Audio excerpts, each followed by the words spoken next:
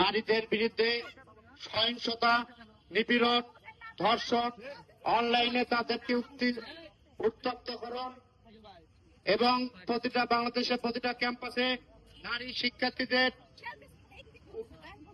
উত্তপ্তকরণের প্রতিবাদে আজকে কেন্দ্রীয় ছাত্রদল কর্তৃক আয়োজিত, কেন্দ্রীয় ছাত্রদল কর্তৃক ঘোষিত পুরা বাংলাদেশের সকল শিক্ষা প্রতিষ্ঠানে যে মানববন্ধন অনুষ্ঠিত হচ্ছে, তার ন্যায় বগুড়া সরকারি আইজুল হক কলেজ সবুজ চত্বরে যে মানববন্ধন হচ্ছে, সেই মানববন্ধনে উপস্থিত রয়েছে সরকারি আজিজুল হক কলেজ শাখা ছাত্রদলের বিভিন্ন পর্যায়ের নেতৃবৃন্দ এবং আমার সামনে সরকারি আজিজুল হক কলেজ শাখা ছাত্র নেতৃবৃন্দ এবং মহিলা নেতৃবৃন্দ সকলকে জানাই বাংলাদেশ জাতীয়তাবাদী ছাত্রদল বগুড়া জেলা শাখার পক্ষ থেকে সংগ্রামী শুভেচ্ছা এবং আমার ব্যক্তিগত পক্ষ থেকে সালাম, আসসালামু আলাইকুম। সংগ্রামী উপস্থিতি, আমরা দীর্ঘদিন ধরে লক্ষ্য করছি বাংলাদেশের আইন শৃঙ্খলা ব্যবস্থা এতটাই দুর্বল হয়ে পড়েছে, বাংলাদেশের আইন শৃঙ্খলা ব্যবস্থা তারা সঠিকভাবে পালন করতে পারছে না।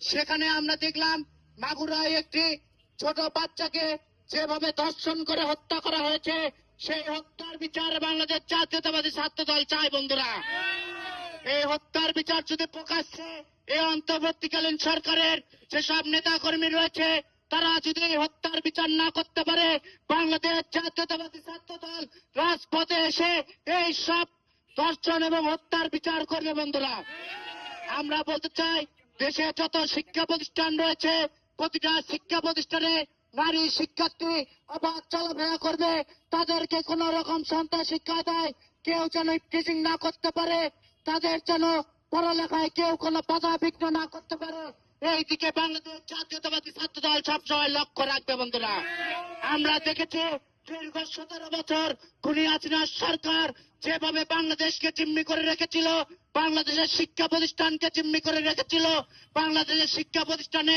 মাদক, নারী টিচিং এবং সকল সন্ত্রাসী কর্মকাণ্ড বাংলাদেশ ছাত্রলীগ করেছে। বাংলাদেশ ছাত্রদল এইসব সর্বদা প্রতিহত করেছে এবং বাংলাদেশ ছাত্রদলের রাজনীতি হবে শিক্ষা এবং সেবামূলক রাজনীতি। আমাদের বোনদেরকে নিয়ে আমাদের পথ চলতে হবে। বন্ধুরা, তাই আমি আশাবাদ ব্যক্ত করছি এইরকম ধর্ষকদের যদি সঠিকভাবে বিচার না করতে পারে, এই বাংলাদেশে নতুন ভাবে আগুন জ্বলবে।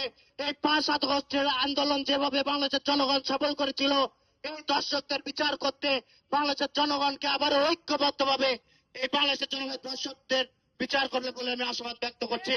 এই বলে আমি আমার কথা বলে এখানেই শেষ করছি। শহীদ প্রেসিডেন্ট জিয়াউর রহমান অমরক, দেশনেত্রী বেগম খালেদা জিয়া জিন্দাবাদ, আগামী রাষ্ট্রনায়ক জনাব তারেক রহমান জিন্দাবাদ। সকলকে ধন্যবাদ। আসসালামু আলাইকুম। সোনার বাংলা, ধর্ষকদের ঠাঁই না। আমার দেশ ধর্ষণের শিকার হবে, এরপর আমার মা ধর্ষণের শিকার হবে। আমরা প্রশাসনের পুলিশ ভাইদের দৃষ্টি আকর্ষণ করে বলতে চাই, আপনারা যারা আসামি, এখনো যারা প্রকৃত সরকার স্বৈরাচারী সরকারের গুন্ডা পান্ডা বিভিন্ন জায়গায় ঘোরাফেরা করছে, তাদেরকে অতি দ্রুত গ্রেফতার করুন। চোর পুলিশকে আলাদা করে পুলিশের দায়িত্ব থেকে পুলিশের দায়িত্ব পালন করুন। টাকা ওদেরকে আমরা দিয়ে বুঝবো না দিয়ে বুঝবো। আমরা যখন স্বৈরাচার সরকার দোষণের সময় বিভিন্ন দাবি দাবি রাজপথে দেখেছি, তখন এই স্বৈরাচার দোষকের নেতৃবৃন্দরা আমাদের রহমান জিন্দাবাদ, সবাইকে ধন্যবাদ। আমার সোনার বাংলায় দর্শকদের ঠাঁই নাই, দর্শকদের ঠাঁই নাই, আমার সোনার বাংলায় শহীদ জিয়ার বাংলায় দর্শকদের ঠাঁই নাই, শহীদ জিয়ার বাংলায় দর্শকদের ঠাঁই নাই। ধন্যবাদ। এ পর্যায়ে সংক্ষিপ্ত বক্তব্য রাখার জন্য অনুরোধ করব সরকারি আজিজুল হক কলেজ ছাত্রদলের মেধাবী ছাত্র নেতা রজিবুল ইসলাম।